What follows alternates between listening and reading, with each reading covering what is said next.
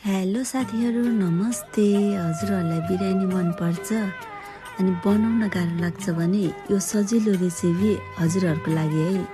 हजुरहरूले चाहिँ कसरी बनाएर खाने गर्नुभएको छ अनि मैले चाहिँ छिट्टो अनि सजिलोको तरिकाले यसरी बनाएँ अनि एकदम मिठो भएको थियो साथीहरू।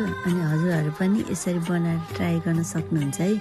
मैले चाहिँ खासै त्यस्तो केही पनि गरेको त छैन। यसमा बेसार राखेँ, नुन पनि राखेँ, तर नुन राखेको भिडियो चाहिँ छुटेछ। अनि यसलाई चाहिँ एकदम भित्रसम्म अब पुग्ने गरेर मजाले मोल्ने, सबैलाई लाग्ने गरेर मोल्ने। अनि मोलिसकेपछि चाहिँ 10 मिनट जति राख्ने।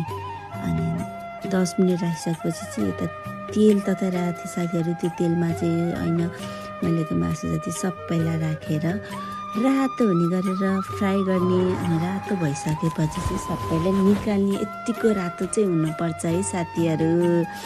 यत्तिको रातो भइसकेपछि चाहिँ पुग्छ।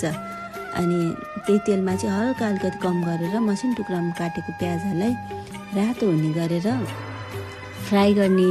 अनि त्यसमा चाहिँ गोलभेडा राख्ने। अनि यसलाई राखिसकेपछि चाहिँ मजाले पकाउने।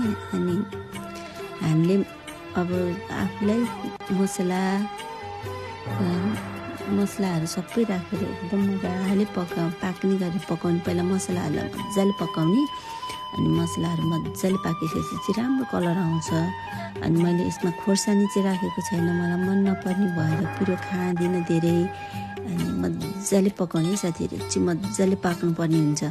अनि पाकिसकेपछि चाहिँ निकालेर राखेको मासुलाई नि फेरि यही मसलामा हाल्ने। अनि मसलामा हालिसकेपछि एकदम मजाले चलाएर यसको मासुको चाहिँ हड्डीभित्र पनि मसला पुग्ने गरेर एकदम चलाउनुपर्छ है साथीहरू, पकाउनु पर्ने हुन्छ। अनि यता चाहिँ पानी बसाल्ने। अनि यसमा चाहिँ बाङ र सुकमेल राखेको छु, अरू केही राखेको छैन। यसलाई मजाले उम्लिसकेपछि अब मैले बिरयानीको लागि रेडी गर्दैछु। अनि मासु राखेँ साथीहरू, पहिला चाहिँ होइन बनाएको त्यो मासुको लागि आधी घन्टा भिजाएको चामल राखेँ।